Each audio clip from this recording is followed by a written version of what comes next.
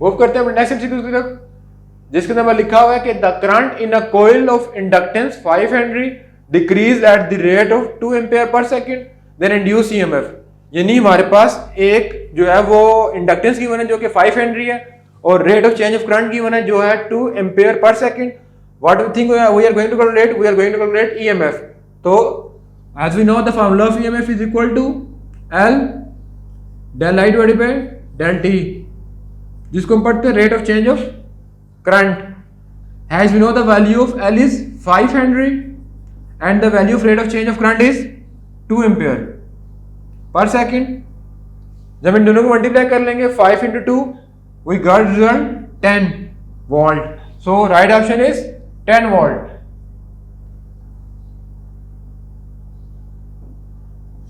Move करते हैं next MCQs की तरफ। The phase difference between are the current and voltage at resonance RLC series circuit. यानी हमारे पास हमने बेसिकली बताना है कि करंट और वोल्टेज के दरमियान डिफरेंस क्या होगा आरएलसी रेजोनेंस सर्किट के अंदर। तो पहले हम आरएलसी रेजोनेंस सर्किट ड्रा कर लेते हैं। R stand for resistor, H stand for inductor और C stand for capacitor. Basically इनको कनेक्ट कर देंगे एक एसी सोर्स के साथ। अब बेसिकली जो हम वोल्टेज लेके जा रहे हैं वो एक साइनोसाइडल वोल्टेज होगा। तो हमारे पास हमने फेज डिफरेंस बताना है, तो इसकी डायग्राम ड्रा कर लेते हैं।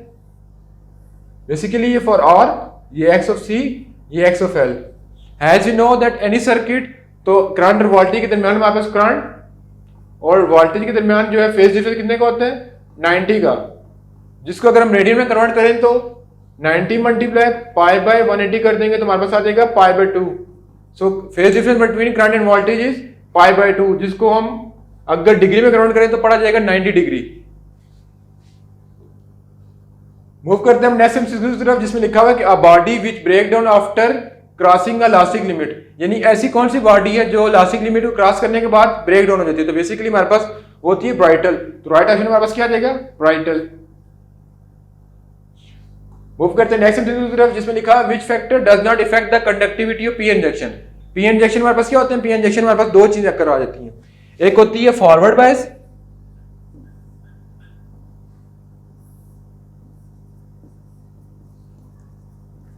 जो करंट को गुजरने देते हैं, और एक होता है रिवर्स बायस, जिससे हमारे पास वोल्टेज क्या हो जाता है जीरो हो जाता है। तो हमने बताना है कि which factor does not effect the conductive P injection. यानी ऐसा कौन सा फैक्टर होगा जो फॉरवर्ड और रिवर्स बायसिंग को डिस्टर्ब नहीं करेगा। तो बेसिकली जो है पी इंजेक्शन पे एक फैक्टर डिपेंड नहीं कर रहा होता, बाकी डूपिंग भी उसमें आ रही होती है। डूपिंग हमारे दो किस्म की होती है, एक होती है इंस्ट्रिक्ट और एक होती है एक्सट्रिंसिक। टेम्परेचर भी डिपेंड कर रहा होता है, वोल्टेज भी डिपेंड कर रहा होता है। तो ऐसा फैक्टर बताना जो डिपेंड नहीं कर रहा होता। तो बेसिकली हमारे पास जो है वो पी इंजेक्शन पे जो चीज डिपेंड नहीं करती वो होता है प्रेशर। तो राइट आंसर हमारे पास क्या आ जाएगा प्रेशर। मूव करते हैं अपने नेक्स्ट एमसीक्यू की तरफ, जिसमें हमारे पास लिखा हुआ है कि a photon A has twice energy और photon B, what is the ratio of momentum. हमारे पास फोटॉन ए, पहले फॉर्मूला लिखते हैं फोटॉन की, P is equal to E divided by C। Photon A has twice energy of photon B, what is the momentum of A to B। हमने हमारे पास दो photon given है, एक फोटॉन A और फोटॉन B गिवन है, हमें इन दोनों के दरमियान रेशियो फाइंड करनी है। तो फोटॉन A की एनर्जी फोटॉन B से क्या है डबल है, एंड हमने रेशियो किस चीज की फाइंड करनी है मोमेंटम की। तो मोमेंटम का फॉर्मूला हो जाएगा P is equal to E divided by C। अब यहाँ पे हम देख सकते हैं P stand for momentum, E stand for energy,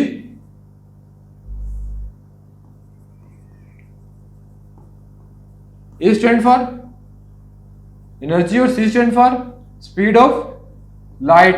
अब स्पीड ऑफ लाइट हम कहां से रिलेट करते हैं आइंस्टाइन की इक्वेशन से, जो कि हमारे पास होती है E is equal to mc square. तो हमने क्वेश्चन में पूछा जा रहा है कि photon A has twice energy, यानी फोटॉन A की ट्वाइस एनर्जी होगी 2 time greater than E of B divided by C। ये आ गया। व्हाट इज द रेशियो, हमें रेशियो को रिलेट करनी है। और फोटॉन B क्या हो जाएगी, तो रेशियो को रिलेट कर लेते हैं PA डिवाइडेड बाय PB। पहले फोटॉन का फॉर्मूला देख लेते हैं जो कि लास्ट में लिखा होगा। तो हमारे पास फॉर्मूला बन रहा है फोटॉन का P is equal to E divided by C। तो P is equal to E divided by C आ गया मोमेंटम का फॉर्मूला। तो हमारे पास P ऑफ A ट्वाइस है P ऑफ B से, पी ऑफ बी की वैल्यू लिख लेते हैं जो कि हो जाएगी E of B divided by 2c।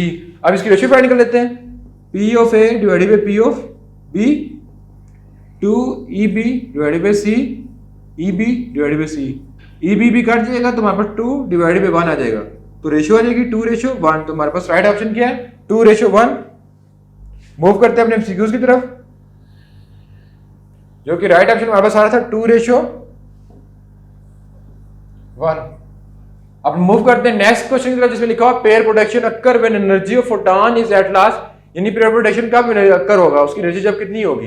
तो उसको हम रिलेट करते हैं, इक्वेशन होती है 2 = m0 c का स्क्वायर। अब ये डेरिवेशन हमने खुद कर लेनी है, मैं इसकी वैल्यू बता देता हूं just. m of not stand for mass of earth, जिसकी वैल्यू होती है 9.1 × 10⁻³ kg। पुट कर लेंगे 2 × 9.1 × 10⁻³ kg। c stand for speed of light, speed of light की वैल्यू पुट कर लेंगे 3 × 10⁸ स्क्वायर है। जब इसे कैलकुलेशन कर लेंगे तो हमारे पास आंसर आ रहा होगा 1.02 × 10⁶ इलेक्ट्रॉन वोल्ट। अब 6 इलेक्ट्रॉन वोल्ट आता है तो हम चीज को लिखते हैं मेगा, तो हमारे पास राइट ऑप्शन है 1.02 मेगा इलेक्ट्रॉन वोल्ट। मूव करते हैं अपने नेक्स्ट क्वेश्चन की तरफ कि which of the following series of hydrogen spectrum line ultraviolet region और स्पेक्ट्रम, यानी हमारे पास बेसिकली 4 डिफरेंट सीरीज होती हैं, Lyman, Balmer, Paschen, Pfund and last one Brackett. तो हमने बताना है कि अल्ट्रावायलेट किस में एग्जिस्ट करती है, तो बेसिकली अल्ट्रावायलेट एग्जिस्ट करती है हमारे पास लेमन सीरीज में, जो कि हमारे पास फर्स्ट सीरीज होती है, जो कि आपने केमिस्ट्री में पढ़ी होगी। मूव करते हैं नेक्स्ट एमसीक्यूज की तरफ कि if electron jump from second orbit to first orbit, यानी इलेक्ट्रॉन जंप कर रहा हो सेकंड ऑर्बिट में हीलियम से जंप करके आ रहा हो फर्स्ट ऑर्बिट में हाइड्रोजन में, इट इमिट फोटॉन, तो कितने फोटॉन को इमिट करेगा। इसके लिए फॉर्मूला हो जाएगा P, पहले एनर्जी का लिख लेते हैं, energy is equal to 13.6 1 divided by n2 का square minus 1 divided bye n1 का स्क्वायर। और जब कैलकुलेशन कर लेंगे तो P is equal to E divided by C कर लेंगे। अब हमारे पास n2 stand for number of helium, number of helium कितने होते हैं 2, और n1 स्टैंड फॉर हाइड्रोजन। जब हम वैल्यू पुट करके कैलकुलेशन कर लेंगे तो हमारे पास आ जाएगा 13.6 इलेक्ट्रॉन वोल्ट। तो हमारा जो राइट ऑप्शन आ रहा है वो है 13.6 इलेक्ट्रॉन वोल्ट, जो कि हमारे पास बनता है C। मूव करते हैं नेक्स्ट एमसीक्यूज की तरफ जिसमें हमारे पास लिखा हुआ है कि the quantity of uranium is 400 ग्राम, यानी हमारे पास जो है यूरेनियम की क्वांटिटी गिवन है, तो यूरेनियम हमारे पास उसका नंबर ऑफ प्रोटॉन कितने होते हैं यूरेनियम के 238 गिवन है, और the mass of uranium is 400 ग्राम, यानी हमारे पास यूरेनियम का मास गिवन है जो कि है 400 gram. The amount of uranium left after 3 half life, हमने बेसिकली उसकी हाफ लाइफ साइकिल फाइंड करनी है, तो हाफ लाइफ साइकिल को लिखते हैं T1/2, तो इसकी कैलकुलेशन कर लेते हैं। हमने 3 हाफ लाइफ फाइंड करनी है, तो मैं एक लाइन ड्रॉ कर लेता हूं जहां पे हमारे पास यूरेनियम का मास आ जाएगा यूरेनियम 238, तो T1/2 यानी first half life cycle find कर लूंगा तो कितना हो जाएगा, हमारे पास कितना मास गिवन था इसका 400, तो 400 का हाफ कर लेंगे तो हमारे पास आ जाएगा 200, ये फर्स्ट हाफ साइकिल हो गई है। अब इसे सेकंड फाइंड कर लेते हैं, यानी T1/2 फिर कर लूंगा तो इसकी नेक्स्ट हाफ साइकिल आ जाएगी जो कि आ जाएगी 100। मैंने 2 हाफ साइकिल कैलकुलेट कर ली, अब मैं लास्ट वाली कैलकुलेट करूंगा तो फिर मैं T1/2 कर दूंगा जो कि आ जाएगी 50 ग्राम। तो हमारे पास यूरेनियम जो है वो आफ्टर 3 हाफ लाइफ साइकिल कितना रह जाएगा 50 ग्राम। अगर आपसे कुछ क्वेश्चन पूछ जाए कि आफ्टर 4 हाफ लाइफ साइकिल कितना हो जाएगा तो वो हो जाएगा 25 ग्राम, और अगर फिफ्थ की बात कीजिए तो 12.5 ग्राम। जो हमारे पास राइट ऑप्शन है वो 50 ग्राम। मूव करते हैं लास्ट एमसीक्यूज की तरफ। The particle that experience a strong nuclear force, यानी ऐसे कौन से पार्टिकल जो स्ट्रांग न्यूक्लियर फोर्स को हैंडल कर सकते हैं। बेसिकली वो एक ही होता है जो कि होता है हार्डॉन, तो हमारे पास जो राइट ऑप्शन होता है वो होता है हार्डॉन। बेसिकली फोटॉन, लिप्टॉन और बोसान जो है ये मतलब कि फोर्स को एक्सपीरियंस ही नहीं करते, खाली एक ही पार्टिकल होते हैं जो फोर्स को एक्सपीरियंस कर सकते हैं जो कि होता है हार्डॉन। ये थे आज के हमारे एमसीक्यूज।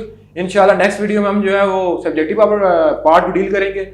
इंशाल्लाह अगर कोई क्वेश्चन हुआ तो कमेंट सेक्शन में पूछ लें, तो आपको मतलब कि अगर उस वक्त ना दिया जा सकता रब्ता तो आपको स्क्रीन पे एक व्हाट्सएप नंबर दिया जाएगा, उससे रब्ता कर लेना। उम्मीद करता हूँ आज की वीडियो आपको पसंद आई होगी, तो इंशाल्लाह नेक्स्ट पार्ट में मिलेंगे जिसमें हम सब्जेक्टिव को डील करेंगे। तब तक अल्लाह हाफिज़।